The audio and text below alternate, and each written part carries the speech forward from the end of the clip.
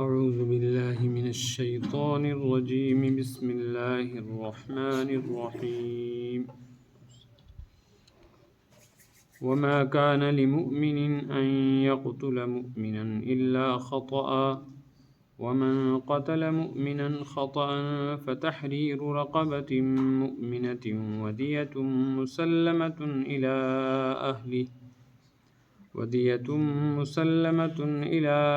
أهله إلا أن يصدقوا فإن كان من قوم عدو لكم وهو مؤمن فتحرير رقبة مؤمنة وإن كان من قوم بينكم وبينهم ميثاق فدية مسلمة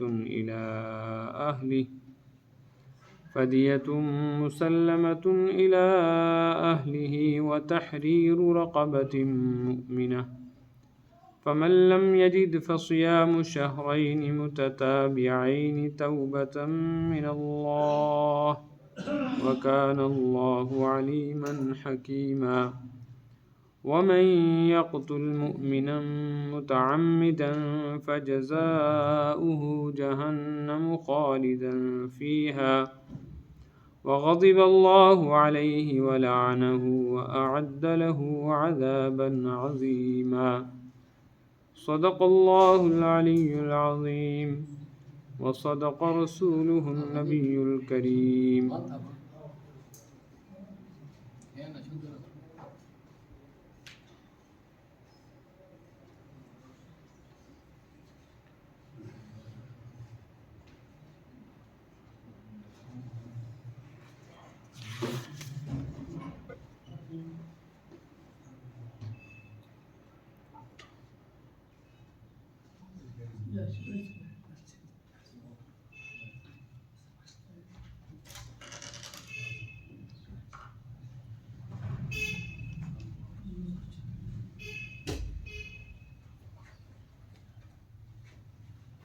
روئے زمین پر سب سے بڑا امن ایمان ہے اور سب سے بڑا فساد کفر ہے.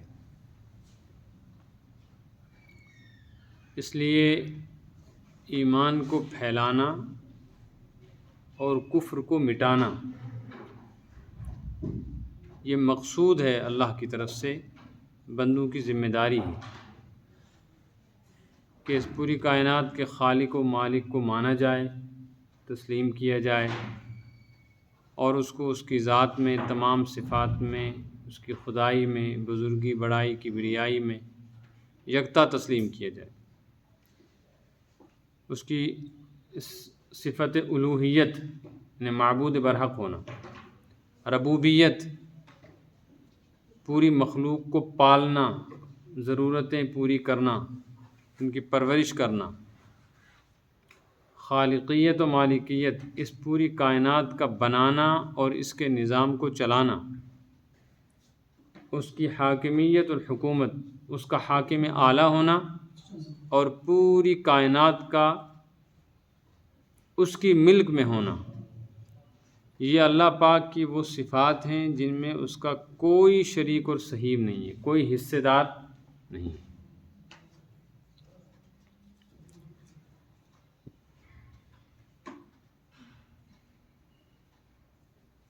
اس اعتبار سے ان چیزوں کو تسلیم کرنا ایمان ہے. ان کا انکار کر دینا، ان میں شک کرنا یا اس محنت کے کرنے والوں کے راستے میں رکاوٹیں پیدا کرنا یہ کفر ہے. تو ایمان کو پھیلانا، کفر کو مٹانا، ایمان کی حفاظت کرنا اور کفر سے بچنا یہ بندوں کی ذمہ داری ہوئی. تو ایمان کو بچانے کا مطلب ہے مومن کو بچانا، اور کفر کو مٹانے کا مطلب ہے کہ کفار تک ایمان کی دعوت اور تبلیغ پہنچانا. تو سب سے بڑی رکاوٹ منافق ہے ایمان کے سلسلے میں. ان کے پیچھے سبق میں قتل کا ذکر آیا تھا کہ وہ منافق طبقہ یا وہ کافر جو حربی ہو، حربی کا مطلب ہے جو کھل کر میدان میں آ جائے اسلام کے خلاف یا مسلمانوں کو ان کے کام کرنے سے، دعوت و تبلیغ کے کام سے روکنے کے لیے کمر بستہ ہو، تو ایسے لوگوں کو روئے زمین پر رہنے کا حق نہیں ہے۔ یہ جو آیت ہے وَلْتَكُن مِّنكُمْ أُمَّةٌ يَدْعُونَ إِلَى الْخَيْرِ وَيَأْمُرُونَ بِالْمَعْرُوفِ وَيَنْهَوْنَ عَنِ الْمُنكَرِ وَأُولَٰئِكَ هُمُ الْمُفْلِحُونَ۔ یہ چوتھے پارے میں یہ سبق گزر گیا ہے، شاید میں نے وہاں یہ بات بتلائی بھی وہ آپ کو کہ اس آیت کا ترجمہ یہ ہے، تم میں سے ایک جماعت ہونی چاہیے جس کا کام یہ ہو کہ وہ امر بالمعروف کرے، نہی عن المنکر کرے، اور وہی لوگ جو یہ کام کریں گے کامیاب ہیں۔ امر بالمعروف کا مطلب ہے نیکیوں کی اشاعت کرنا، نیکیاں پھیلانا، اور نہی عن المنکر کا مطلب ہے برائیوں کو مٹانا، برائیوں سے لوگوں کو روکنا۔ تو جس درجے کی نیکی ہوگی اس درجے کا آدمی ہوگا، جس درجے کی برائی کو مٹانے والا میدان میں اترے گا اسی درجے کا اس کا ایمان بھی مکمل ہوگا، نہی عن المنکر بھی ایسی ہوگا۔ تو نیکیوں میں سب سے بڑی نیکی کیا ہے؟ ایمان۔ اور گناہوں میں سب سے بڑا گناہ کفر، شرک۔ اس لیے ایک تفسیر وَلْتَكُن مِّنكُمْ أُمَّةٌ يَدْعُونَ إِلَى الْخَيْرِ کی یہ ہے کہ تم میں سے ایک جماعت ہمیشہ ایسی ہونی چاہیے جو کیا کام کرے؟ امر بالمعروف۔ کیا مطلب؟ یعنی وہ جہاد کرے۔ وہ کیا کرے؟ جہاد کرے۔ وَيَنْهَوْنَ عَنِ الْمُنْكَرِ، اور جہاد کے ذریعے سے ایمان پھیلائے، کفر کو مٹائے۔ جو یہ کام کرے گا اولئک هم المفلحون، وہی کامیاب ہے۔ تو چونکہ حربی یعنی خطرناک دشمن اسلام کا، مسلمانوں سے جنگ کرنے والا کافر اور منافق، ان کو تو قتل کیا جائے گا، اور عام کافروں کو ان کے طریقے پر، ان کے مذہب پر جینے کی کھلی اجازت ہوگی۔ آخرت میں ان کے ساتھ اللہ تعالیٰ خود معاملہ فرمائیں گے۔ لیکن جو مسلمانوں کے ساتھ لڑتا نہیں ہے، ان کے لیے رکاوٹ پیدا نہیں کرتا ہے، ان کے خلاف پروپیگنڈا اور سازشیں نہیں کرتا، تو اس آدمی کو مسلمانوں کے ملک میں بھی امن اور سکون کے ساتھ رہنے کا پورا حق ہے۔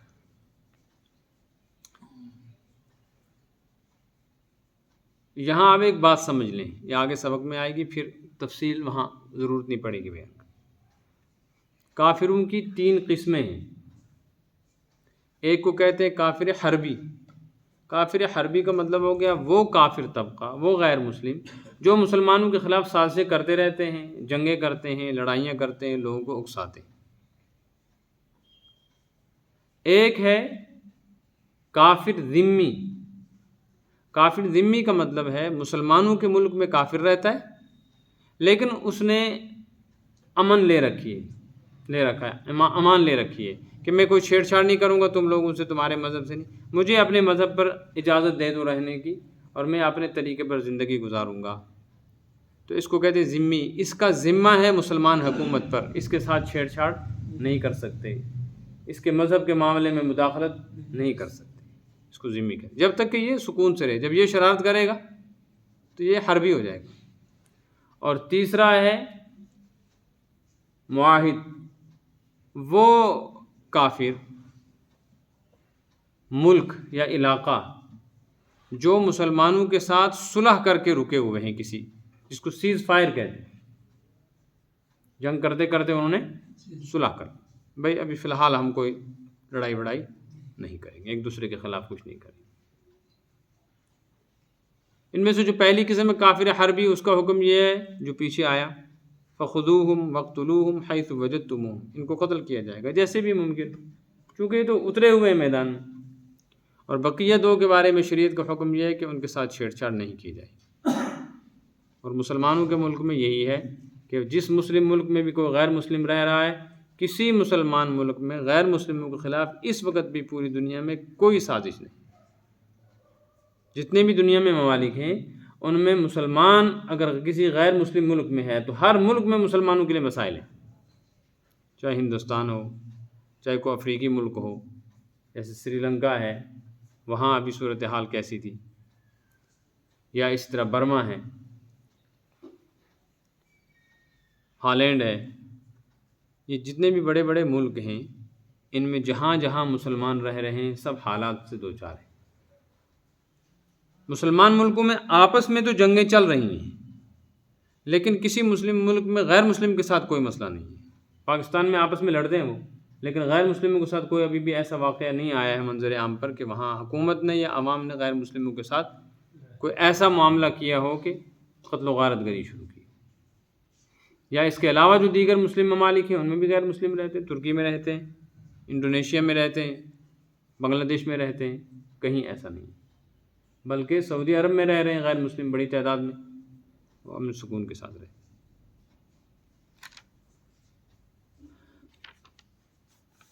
یہ بات سمجھ میں آ گئی؟ اس اعتبار سے یہ بات بھی ذہن میں رکھنی چاہیے کہ جب ایمان کو پھیلانا مسلمانوں کی ذمہ داری ہے، یہ بڑا امن ہے، تو مومن کو بچانا بھی مسلمانوں کی ذمہ داری ہے، کیونکہ امن کا علم بردار مسلمان ہی ہے۔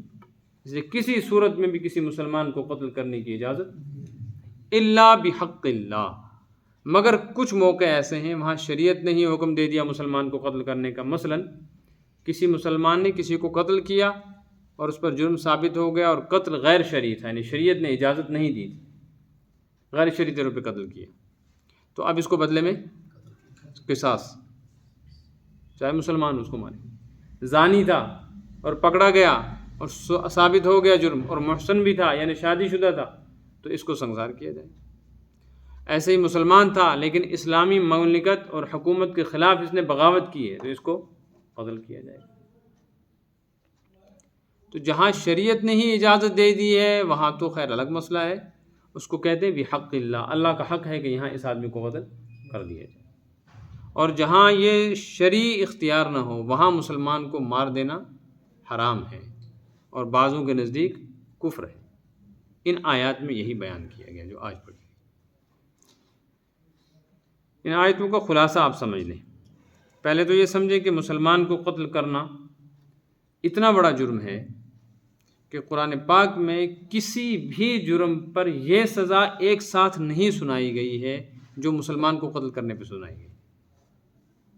مشرک کی بھی یہ سزا الگ الگ تو بیان کیا ہے، یعنی الگ الگ دفعات، جیسے مثال کے طور پہ چوری پر حکومت نے ایک دفعہ لگائی ہے، ایسے ہی ڈاکہ ڈالنے پر دفعہ نمبر فلاں ہے، لڑائی کرنے پر دفعہ نمبر فلاں ہے، بہت ساری دفعات ہوتی، لیکن کوئی ایسا جرم نہیں ہے کہ جس جرم کے اوپر یہ ساری دفعیں خود بخود لگ جائیں۔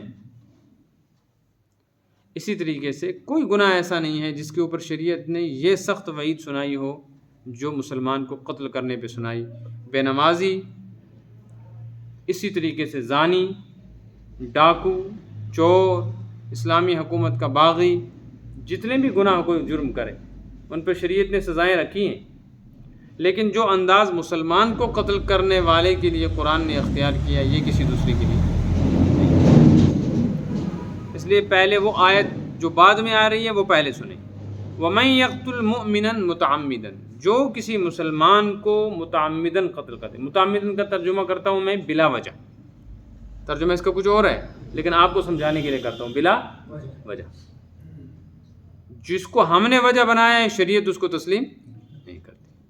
شریعت جس کو وجہ بتاتی ہے بس اس پر تو خیر الگ مسئلہ ہے، ورنہ شریعت جہاں اجازت نہ دے پھر ہم چاہے اس کو کسی بھی وجہ سے قتل کریں، شریعت کہتی ہے تم نے بلا وجہ ہی کیا، تو ایسے قاتل کو شریعت کہتی ہے، قرآن کہتا ہے فَجَزَاؤُهُ، اس جرم پر اس کو سزا ملے گی، کیا؟ وہ دیکھو جہنم، ایک کیا ملے گی؟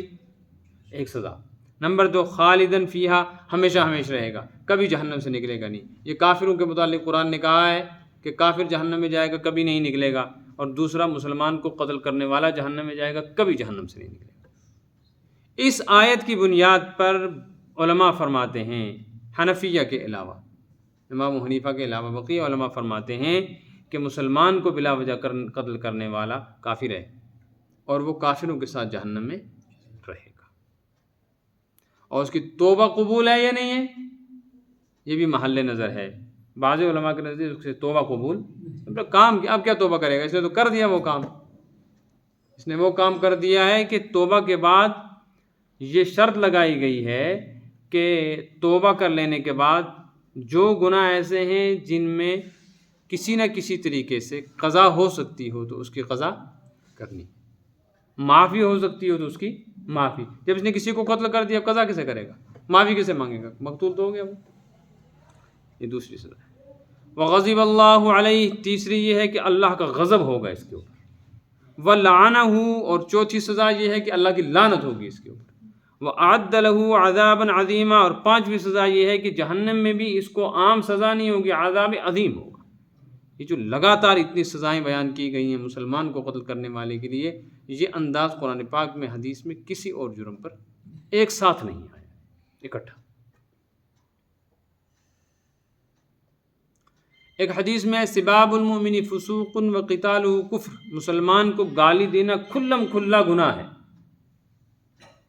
ایسا آدمی فاسق و فاجر ہے، چاہے ہمسائے کو گالی دے، چاہے رشتہ دار کو دے، چاہے بیوی کو دے، چاہے ماں بہن کو دے، دوستوں کو دے، گالی دینے والا مسلمان کو۔ وقتالہ کفر، اور مسلمان کو قتل کر دینا کفر ہے، یہ حدیث ہے۔ اس آیت اور اس حدیث کی بنیاد پر بعض علماء فرماتے ہیں مسلمان کا قاتل کافر ہے، اسی لیے وہ ہمیشہ ہمیشہ جہنم میں رہے گا۔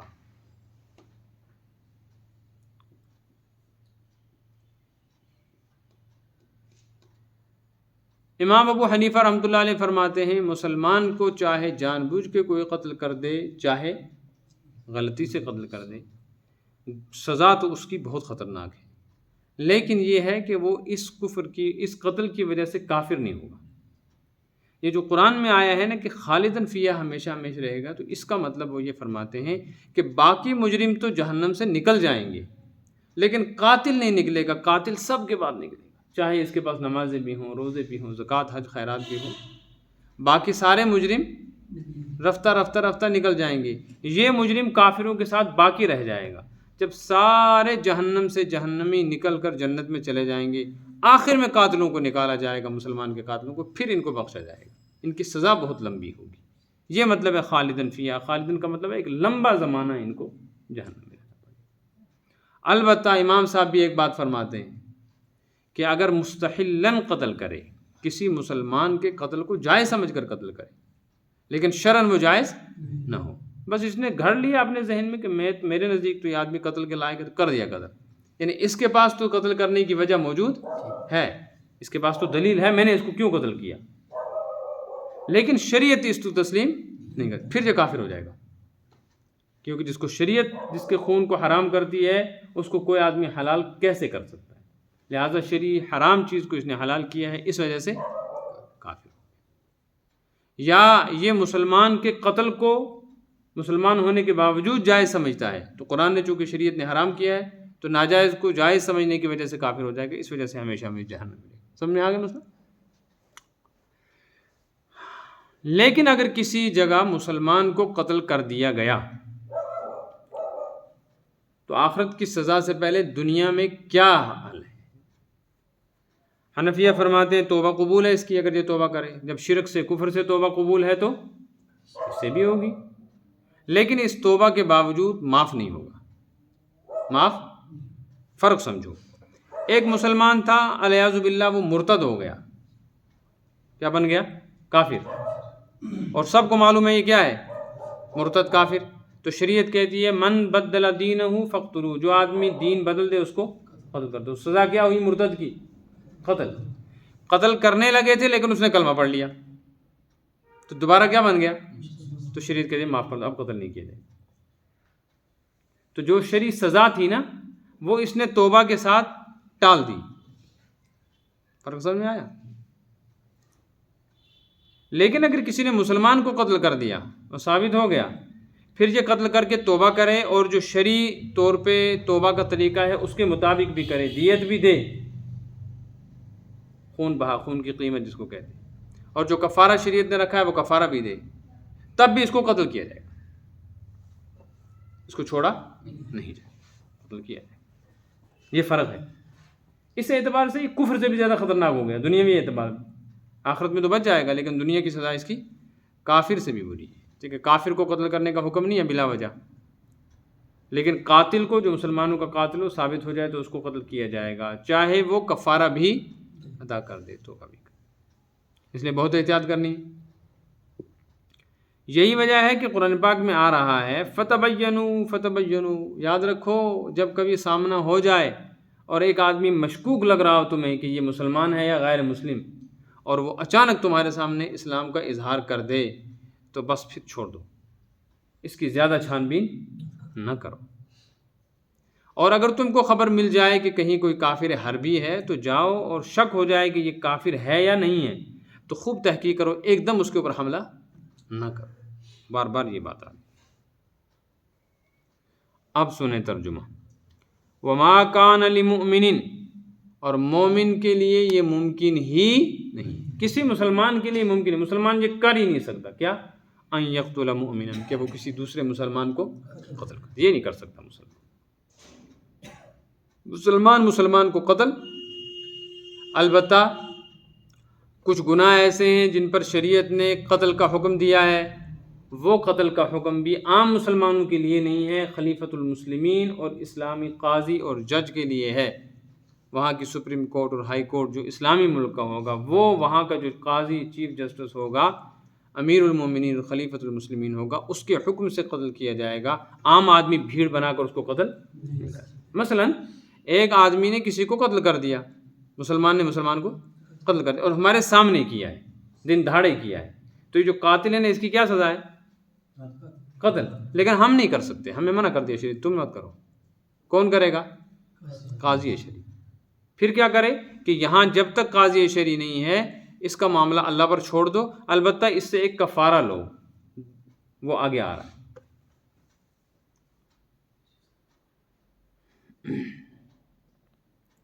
الا خطأ، مگر یہ ممکن ہے کہ مسلمان کسی مسلمان کو غلطی سے قتل کر دے، غلطی سے قتل کر سکتا ہے۔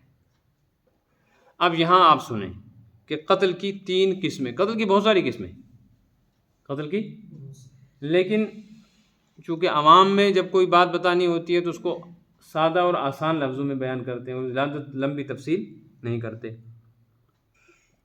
اس لیے میں نے جو کچھ سنا، جو کچھ پڑھا، وہی خلاصہ بیان کر رہا ہوں۔ قتل کی ایک قسم ہے جس کو کہتے ہیں قتل عمد۔ قتل عمد سمجھنا، عمد کا مطلب ہے ارادہ، کہتے ہیں نا عمدن یہ کام کیا ہے، عمدن کا مطلب ہے جان بوجھ۔ قتل عمد کہتے ہیں جان بوجھ کر کسی مسلمان کو ایسی چیز سے قتل کرنا جس سے عام طور پہ انسان مرتا ہے، مثلا چھرا مار دیا، ایسے ہی بندوق سے گولی چلا دی، عام طور پہ جس چیز سے آدمی مارا جاتا ہے، تو ایسے قتل کو قتل عمد کہتے ہیں۔ قتل عمد میں مجرم کو، قاتل کو قصاص میں قتل کیا جائے گا، کیا کریں گے؟ قتل کریں گے، اس کی یہی سزا ہے۔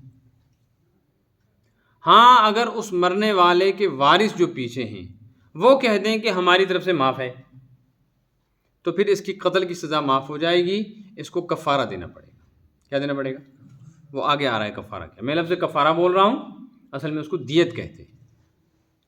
میں کفارہ اس لیے بول رہا ہوں کہ کفارے سے آپ لوگوں کو بات سمجھ آئے۔ یہ تو ہو گئی ایک صورت، قتل عمد میں سزا کیا ہے؟ قتل۔ ہاں اگر وارث معاف کر دیں کہ ہم قتل نہیں چاہتے تو پھر قتل کی سزا نہیں دیں گے، قصاص نہیں ہوگا، بلکہ اس صورت میں کفارہ دیں گے۔ دوسری صورت قتل خطا۔ قتل خطا کا مطلب غلطی سے۔ اب غلطی سے جو قتل کرے گا اس کی بھی 2 صورتیں ہیں۔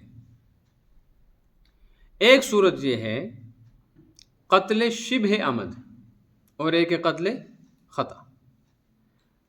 قتل شبہ عمد کا مطلب ہے جان بوجھ کے قتل کیا اس نے، لیکن اس کو دھوکہ لگ گیا ہے۔ اس کو کیا دھوکہ لگا؟ دھوکہ یہ لگا کہ ایک آدمی آ رہا تھا، اس نے سوچا یہ کافر ہے اور مجھ پر کیا کر رہا ہے؟ حملہ۔ اس نے گولی چلائی، ارادہ تو کیا لیکن اس سے خطا ہوئی ہے، مگر کسی نہ کسی طریقے سے یہ جان بوجھ کے قتل کرنا، جان بوجھ کے قتل کے مشابہ ہے، اس کو کہتے ہیں شبہ عمد، مشابہ ہے جان بوجھ کے قتل کرنے کے۔ لیکن چونکہ اس کا ارادہ مسلمان کو قتل کرنے کا نہیں تھا، انسان سمجھ کے اس نے حملہ کیا، مگر ہو گئی اس سے غلطی، یا اس نے سمجھا کوئی درندہ آ رہا ہے، اس لیے اس درندے پر اس نے کیا کیا؟ حملہ۔ بعد میں معلوم ہوا کہ یہ درندہ نہیں تھا، یہ انسان جھکا ہوا تھا، اس کو اس نے شیر سمجھ لیا، تو مارا تو ارادتاً لیکن دھوکے سے مار دیا، اس کو کہتے ہیں قتل شبہ عمد۔ اس میں قاتل کو سزا نہیں دی جا سکتی قصاص کی، بدلے میں اس کو قتل، بلکہ صرف کفارہ ہے۔ اس کی دوسری قسم ہے قتل خطا۔ قتل خطا کا مطلب ہے اس کا ارادہ تھا ہی نہیں، اچانک ہاتھ چل گیا اور گولی نکل گئی اور دوسرے آدمی کو لگ گئی، یا یہ نشانہ لگا رہا تھا کس پہ، درخت پہ، مارنے کا کسی کو ارادہ تھا ہی نہیں، یہ نشانہ بازی کر رہا تھا، اچانک کیا ہو گیا، انسان کو جا کے لگ گئی۔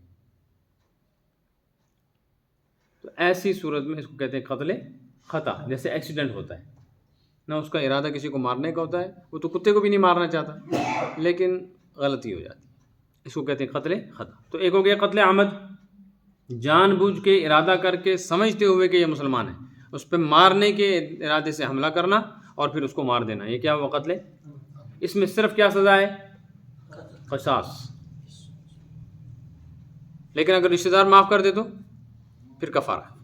نمبر 2 قتل شبہ عمد، ارادہ تو اس نے گولی چلا کر مارنے ہی کا کیا، لیکن اس کو اس وقت یہ دھوکہ لگ گیا کہ یہ جانور ہے اور بعد میں کیا نکلا، مسلمان یا انسان، تو اس کو کہتے ہیں قتل شبہ۔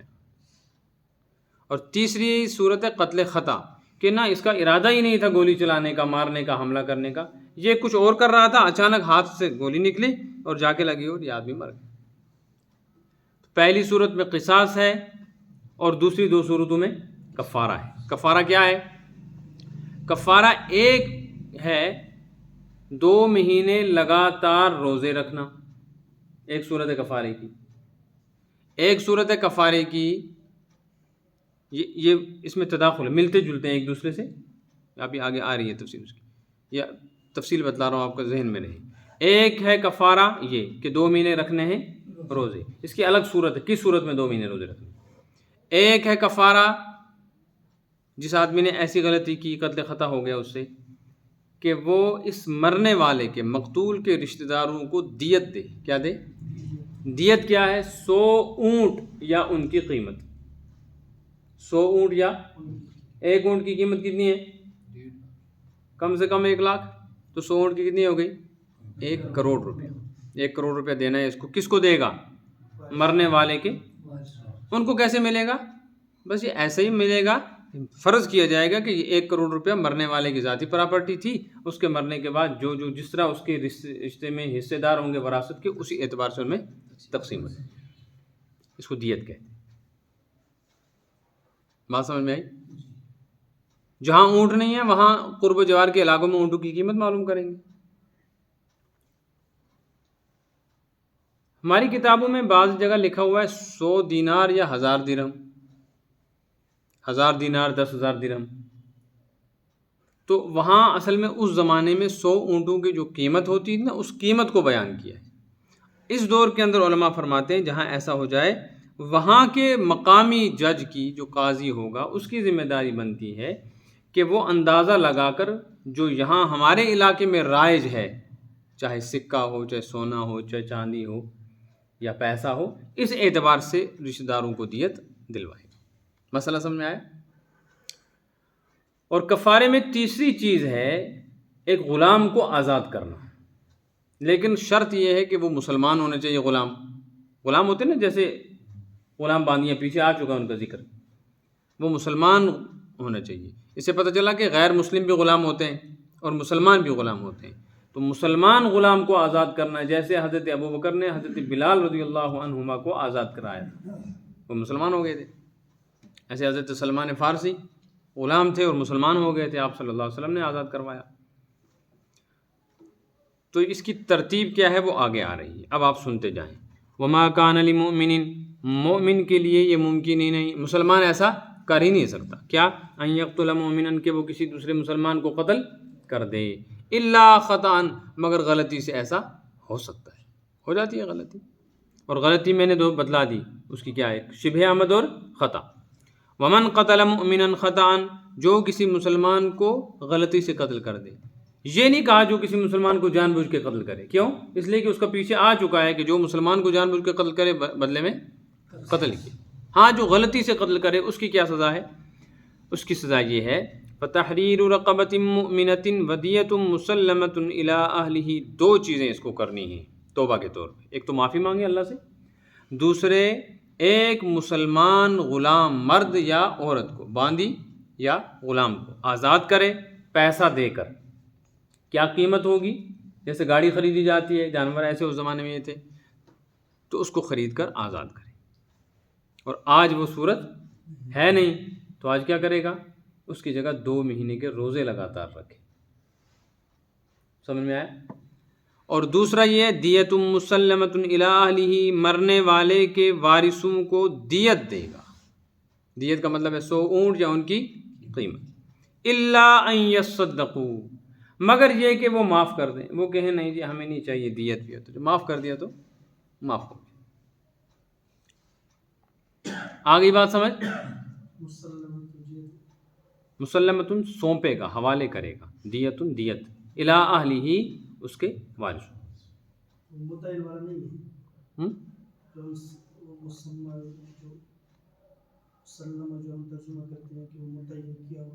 نہیں متعین نہیں، مسلمتن تفویض کے معنی میں، مفوضۃ الی اہلہ، سپرد کیا جائے گا اہل و عیال کے. یعنی یہ لے کر لوگ کھا نہیں جائیں گے، قاضی خود اپنے جیب میں نہیں رکھے گا. یہ کس کا حق ہے؟ اصل سوال یہ تھا نا، یہ ایک سوال کا جواب ہے. سوال یہ ہو سکتا تھا وہ مر گیا، پیسے کس کو چاہیے، کس کو دے گا؟ پھر اس کے رشتہ داروں کو دے، کیونکہ اس نے نقصان کر دیا ہے ایک آدمی کا. یہ مرد کا بھی حکم ہے، عورت کا بھی، چاہے مرد کو مارو چاہے عورت کو، اس کے رشتہ داروں کو ہی دیا جائے گا.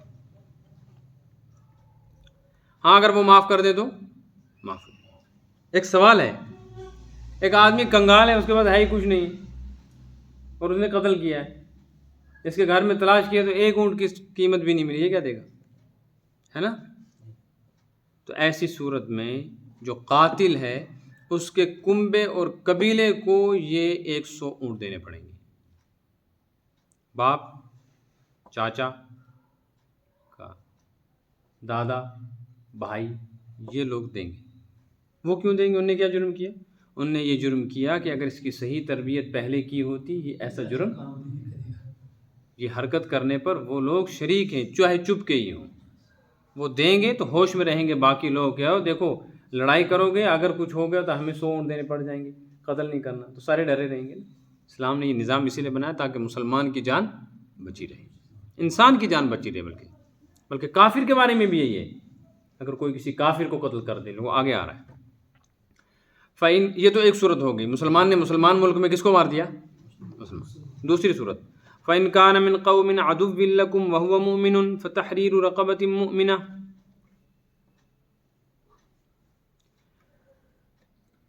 ایک شخص نے کسی مسلمان کو قتل کیا، لیکن یہ جو مسلمان ہے جس کو قتل کیا ہے یہ رہتا ہے غیر مسلموں میں. کس میں رہتا ہے؟ غیر مسلم. کسی وجہ سے یہ وہاں سے مسلمانوں کے پاس نہیں آ سکا، ابھی غیر مسلموں کے علاقے میں رہ رہا ہے. اس کو قتل کر دیا، لیکن قتل اس نے غلطی سے کیا ہے، قتل خطا. تو اب کیا کرے؟ فتحریر رقبۃ مؤمنہ، توبہ کرے اور ایک غلام کو آزاد کرے. دیت نہیں دے گا، دیت نہیں دے گا. کیوں نہیں دے گا دیت؟ دیت اس لیے نہیں دے گا کہ یہ کون ہے مرنے والا؟ مسلمان. اور جس خاندان، قبیلے، علاقے، رشتے میں رہتا ہے وہ کون ہے؟ کافر. ہو جاتا ہے نا کوئی مسلمان ہو جاتا ہے، کافروں میں کوئی مسلمان ہو گیا، جنگ ہو گئی، یہ بھی انہی کے ساتھ تھا، رشتے ناطے کی وجہ سے اس پر حملہ ہوا اور یہ مارا گیا. اس کو اس لیے نہیں دیا جائے گا کہ یہ جو مال ہے دیت کا، اس کو شریعت نے تسلیم کر لیا ہے کہ یہ وراثت ہے، اور مسلمان کی وراثت کافر کو ملتی نہیں، وہ محروم رہے. سمجھ میں آ گئی بات؟ نمبر 3، وَإِن كَانَ مِن قَوْمٍ بَيْنَكُمْ وَبَيْنَهُمْ مِيثَاقٌ، لیکن اگر کسی نے، مسلمان نے غیر مسلم کو مار دیا ہے، اور یہ غیر مسلم حربی نہیں ہے، یہ وہ نہیں ہے جو لڑتا پھرتا ہے، سازشیں کرتا ہے، بلکہ بیچارہ پورا امن طریقے پر اپنے علاقے میں رہتا تھا اور وہ ذمی تھا، اس نے یہاں امن لے کر پناہ لے رکھی تھا غیر مسلم، چھیڑ چھاڑ مسلمانوں کے ساتھ کچھ نہیں کر رہا تھا. یا کسی ایسے علاقے میں رہتا تھا کہ اس علاقے کے لوگوں نے سیز فائر کر رکھی ہے، ان کا معاہدہ آپس میں صلح کا کہ ہم بھائی آپس میں جنگ ونگ، اس علاقے میں کسی غیر مسلم کو اس نے مار دیا ہے، تو کیا ہوگا؟ تو کہتے ہیں ایسی صورت میں فدیۃ مسلمۃ الی اہلہ، اس کے رشتہ داروں کو دیت دی جائے گی۔ کیوں؟ اس کو کیوں دی جائے گی؟ اس لیے کہ تو کافر ہے، اس کے رشتہ دار بھی کیا ہیں؟ کافر ہی، تو کافر کا کافر وارث بن جاتا ہے۔ پہلی صورت میں مسلمان تھا، یہ تو کافر ہی۔ اور وتحریر رقبۃ مومنہ، ایک مسلمان غلام کو آزاد بھی کرنا پڑے گا، چاہے یہ مسلمان غلام مرد ہو یا باندھی عورت ہو، یہ کفارہ، اس کو بھی پیسہ دے کر خریدنا ہے۔ لیکن فمن لم یجد، جو اس کو غلام نہ ملے، باندھی نہ ملے، ایسے حالات جیسے اس وقت دنیا میں ہیں، تو وہ دیت تو دے دے گا، لیکن غلام باندھی کو کیسے آزاد کرے گا؟ اس لیے کہ دنیا میں ہے ہی نہیں موجود۔ تو کہتے ہیں ایسی صورت میں جب وہ نہ ملے، فمن لم یجد، نہ ملے، فصیام شہرین متتابعین، 2 مہینے لگاتار روزے رکھے، اس طرح روزے رکھے کہ درمیان میں ایک روزہ بھی نہ چھوٹے۔ اگر 59 روزے رکھ کر ایک روزہ توڑ دیا تو نئے سرے سے سارے رکھنے پڑیں گے، الا یہ کہ اگر اس نے چاند کے اعتبار سے پہلی تاریخ کو روزہ رکھا ہے، پھر تو 2 مہینے لگاتار کرنے، چاہے دونوں مہینے 29 کے ہوں یا دونوں مہینے 30 کے، یا ایک 29 کا ایک 30 کا۔ لیکن اگر اس نے پہلی تاریخ کو روزہ نہیں رکھا ہے، مہینے کے 20 سے روزہ رکھنا شروع کیا ہے، تو اب اس کو پورے 60 دن روزے رکھنے، درمیان میں ایک روزہ بھی۔ یہ ہے اس صورت میں جب کہ غلام باندھی آزاد کرنے کی صورت نہ ہو۔ کیا چیز ہے یہ کیا نظام ہے؟ فرمایا توبۃ من اللہ، یہ ہے قاتل کی توبہ۔ خالی توبہ خدایا معاف کر، وہ توبہ نہیں۔ پھر سوال ہے کہ یہ کیسی توبہ ہے بھائی؟ توبہ کے لیے کہ اللہ کے سامنے معافی مانگے، یا جس کے ساتھ زیادتی ہے اس سے معافی مانگے؟ یہ جگہ ایسی ہے کہ یہاں شریعت نے توبہ کے لیے یہ شرطیں لگا رکھی۔ فرمایا کان اللہ علیما، اللہ کے پاس علم کلی ہے، حکیما، حکمت کلیہ ہے، تم نہیں سمجھ سکتے اس کے علم اور حکمت کو۔ اس کی وجہ کیا ہے؟ اس کی وجہ یہ ہے کہ اللہ تبارک و تعالیٰ اس نظام کے ذریعے سے قتل کو ختم کرنا چاہتے ہیں۔ اگر صرف توبہ پر دار و مدار ہوتا پھر تو انسان آسانی سے قتل کرتا رہتا اور 2 رکعت نفل پڑھ کے توبہ کر لیتا، اور قاتل جو تھا وہ مقتولوں کے ورثہ میں سے کسی کو 10 20 50 ہزار لاکھ روپے دے کر کہتا کہ یار تو یہ کہہ دے کہ میری طرف سے معافی ہے، تجھے ہی میں روپیہ لاکھ دے دوں گا، اور کوئی نہ کوئی بک جاتا، اور جو مقتول ہے، مرنے والا ہے، اس کے جو اصل وارث ہیں وہ بیچارے نقصان میں رہتے۔ اس لیے تم نہیں سمجھ سکتے اس کی۔ لہٰذا یہ بات یاد رکھو، من یقتل مؤمنا متعمدا، جو جان بوجھ کر کسی کو قتل کرے مسلمان کو، اور جان بوجھ کر متعمدن کو لفظ ہے، اس کا مطلب یہ ہے ایک تو ارادتاً کرے، دوسرا یہ ہے کہ اس کے خون کو حلال سمجھ کے کرے۔ نمبر 3، یہاں علماء نے ایک بات اور لکھی ہے، یہ بڑی خطرناک بات ہے، وہ یہ ہے کہ شریعت نے کچھ مخصوص جرائم ایسے ہیں جن پر مسلمان کو قتل کرنے کی اجازت، ان کے علاوہ بھی بہت سارے جرم ایسے ہوتے ہیں جس پر انسان کسی مسلمان کو قتل کر دیتا ہے، لیکن شریعت نے اس کو بیان نہ کی۔ قاتل کے پاس اس کی سزا، اس کی وجہ موجود ہو۔ مثلا ایک تفسیر میں نے دیکھا ہے، مجھے یاد آتا ہے کہیں، کہ اگر کسی جگہ مسلمان لوگوں پر، مسلمانوں پر گولی چلا رہا ہے، مسلمان ہی قتل کر رہا ہے، لیکن یہ جو گولی چلانے والا ہے یہ خود نہیں چلا رہا، یہ کسی فوج کا، کسی سپاہ کا ملازم ہے، اپنے افسر کے آرڈر پہ کر رہا ہے، تو اس نے جو گولی چلائی ہے، قتل کیا ہے مسلمان کو، اس کے پاس وجہ یہ ہے کہ مجھ کو پیچھے سے آرڈر آیا ہے، اور اس جرم پر حکومت نے یہ سزا متعین کی، لیکن شریعت اس کو قتل کی اجازت، تو یہ آدمی بھی قتل عمد کا مجرم ہے، اس کی سزا یہی ہے، خالداً فیہا، ہمیشہ ہمیں جہنم میں رہے گا۔ جیسے مخبری کے الزام میں بے شمار لوگوں کو قتل کیا گیا، بے شمار لوگوں کو، حالانکہ مخبری کے الزام میں قتل کی شریعت اجازت، لیکن قتل کرنے والوں کے پاس اس کا ثبوت ہے، یعنی وجہ ہے ہم اس کو کیوں کر رہے ہیں، یہ مخبر ہے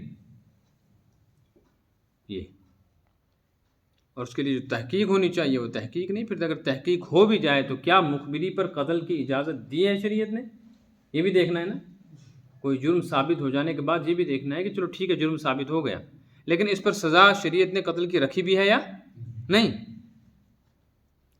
نمبر 2، اسی طریقے سے غیر مسلم حکومت میں وہ ملازم طبقہ جس کے پاس ہتھیار ہے، چاہے وہ پولیس ہو چاہے فوج، وہ اپنے افسر کے آرڈر پہ کسی مسلمان کو نشانہ بنا کر مار دیں، جبکہ شریعت اس کو قتل کی اجازت نہ دیتی، حالانکہ اس کے پاس اس کا جواز موجود ہے، تو کہے کہ میں نے تھوڑے مارا ہے، مجھے افسر کا حکم ہے اور یہ ملکی قانون کی ایک دفعہ کے تحت مجرم ہے، اس کو یہ سزا دینی چاہیے۔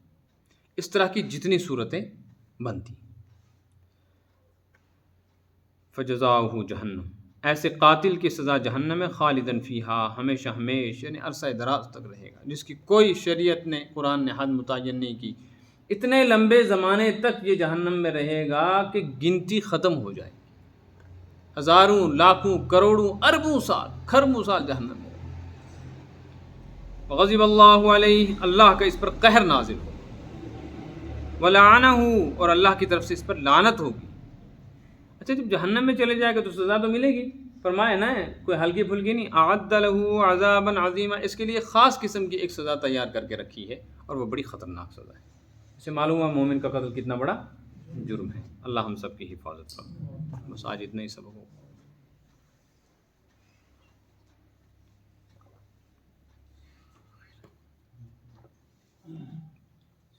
اس میں آج کے سبق میں ایک بات آ گئی کہ کافروں کے ہاں مسلمانوں کو سرے سے ختم کر دینا ان کے مذہبی قانون کا حصہ ہے، مذہبی جنون کا حصہ، قانون مذہبی۔ شریعت نے یہاں تک پابندی لگائی ہے کہ جو سزا کسی مسلمان کو قتل کرنے کی ہے وہی سزا مسلمان کو دی جائے گی کسی غیر مسلم کو قتل کرنے کی۔ صرف ایک صورت میں مسلمان کو قتل کیا ہے اور وہ مسلمان غیر مسلموں میں رہتا ہے تو اس کی سزا تھوڑی سی ہلکی ہے کہ اس کو صرف غلام آزاد کرنا ہے۔ اس سے معلوم ہوتا ہے کہ اسلام کا نظام عدل اور مساوات، انصاف جو ہے یہ ایسا ہے کہ اس کا مقابلہ دنیا کا کوئی نظام اور قانون نہیں کر سکتا۔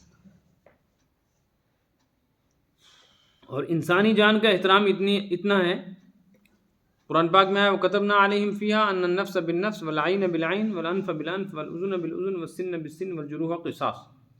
ہم نے سزا میں رکھا ہے جو کسی کا ہاتھ کاٹے ہاتھ بدلے ہاتھ کاٹا جائے گا، زخم لگائے زخم کے بدلے زخم لگایا جائے گا، آنکھ پھوڑے تو اس کے بدلے آنکھ پھوڑے، دانت توڑے تو اس کے بدلے دانت۔ والجروح قصاص، زخم کسی نے لگایا تو بدلے میں زخم، یہ سزا لگائی۔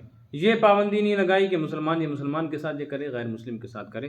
جو بھی انسان جس انسان کے ساتھ جس طرح کی زیادتی کرے، جرم ثابت ہونے پر سزا دی جائے گی، چاہے یہ مجرم مسلمان ہی کیوں نہ ہو اور مظلوم چاہے غیر مسلم ہی کیوں نہ ہو۔ مسلمان کو جس طرح انصاف ملے گا، غیر مسلم کو برابر کا انصاف ملے گا۔ اور اس طرح قرآن پاک میں وہیں چھٹے پارے میں آ رہا ہے، من قتل نفسا بغیر نفس فکأنما قتل الناس جميعا، جو انسان کسی دوسرے انسان کو بغیر کسی وجہ کے قتل کر دے تو اس نے ایسا جرم کیا، فکأنما قتل الناس جميعا، جیسے نے ساری انسانیت ہی کو قتل کر دی۔ ومن احیاها، اور جو کسی کی جان بچا لے، چاہے مسلمان کیا، فکأنما احیا الناس جميعا، ایسا ہے جیسے نے ساری انسانیت کو بچا لیا کسی مصیبت سے۔ ان آیتوں سے پتہ چلتا ہے کہ انسانی نظام میں مساوات اور عدل جو اسلام نے پیش کیا ہے، اس کا مقابلہ دنیا کا کوئی قانون نہیں کر سکتا۔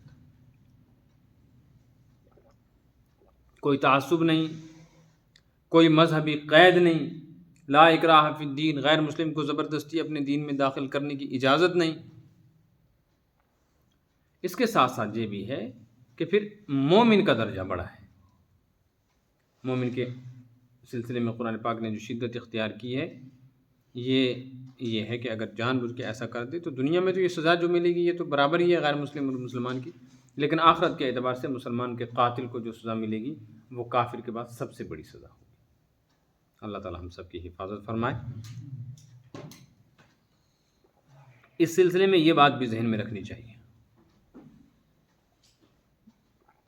کہ انسانی جان روئے زمین پر بھی قیمتی ہے، ماں کے پیٹ میں بھی قیمتی ہے۔ جیسے کسی انسان کو قتل کر دینا خطرناک ہے، ایسے ہی ماں کے پیٹ کے اندر بچہ قتل کر دینا، یہ جان کر کے یہ لڑکی ہے، پیدا نہیں ہونی چاہیے، اور اس میں روح پھونکی گئی ہو، 4 مہینے ہو چکے ہو، اس کو قتل کر دیا تو اس کی سزا بھی آخرت کے اعتبار سے شاید یہی ہوگی۔ اس لیے بہت احتیاط کی ضرورت ہے، یہ باتیں اپنے بچوں کو بتانی چاہیے تاکہ ان کا ذہن تیار رہے اس طرح کے جرائم سے بچنے کے لیے، ورنہ وہ حالات سے متاثر ہو کر ذرا ذرا باتوں پر ڈنڈے اٹھا کر مارتے ہیں اور قتل کر دیتے ہیں۔ کتنے لوگوں نے اپنے ماں باپ کو قتل کر دیا، بیوی نے اپنی شوہر کو، شوہر نے اپنی بیوی کو قتل کروا دیا، بھائی نے بھائی کو مروا دیا پراپرٹی کی بنیاد پہ، جائیداد کے لیے۔ اللہ تعالیٰ ہم سب کی حفاظت فرمائے۔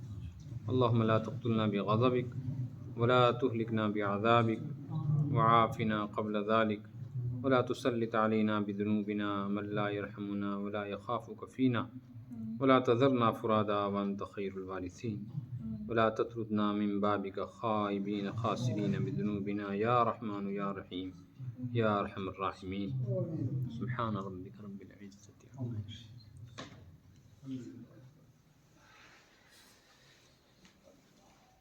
کیا فرما رہے ہیں حضرت سلطان؟